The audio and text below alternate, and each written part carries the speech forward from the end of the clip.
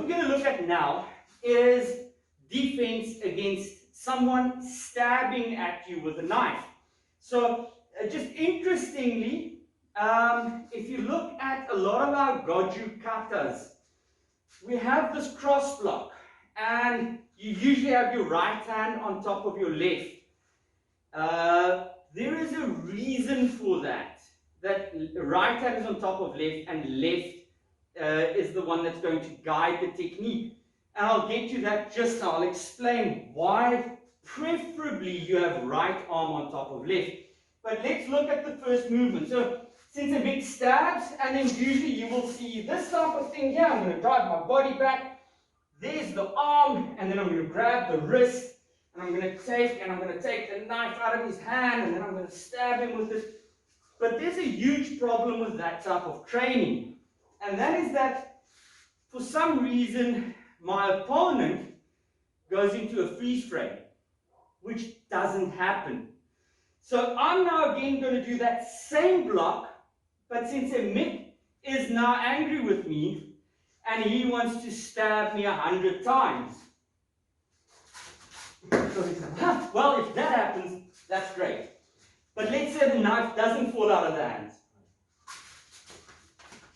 I've been stabbed. There's no ways I'm going to get to the wrist before every time he moves in and out with that knife that I get cut and that I get stabbed. So training in a way that just do one stab, where you give space here and then you kind of freeze frame, is a bad option.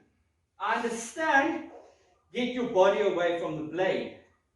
But in that split second that your arm touches his arm, it must be like Velcro sticking to him, and it needs to follow his retreating movement with that knife before it can come back. So this time when he stabs, I need to push into that arm. Odds are you're still going to get stabbed.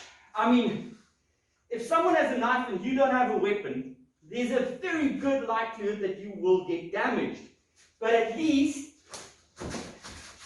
you can try and control that arm, maybe deliver a knee kick, and if possible, get past and leave. Obviously, if you're alone and you can leave, then let him stab. And you try and get away with as minimal damage as possible and get to a hospital. Problem comes in when your loved one or your kids are at home and you need to deal with this aggressor. Then it is vital that when he's stabbing, that you're controlling this knife. You control this arm, and very, very important as well, is you keep this arm away from that one. Because if he can change hands, you've lost all your advantage.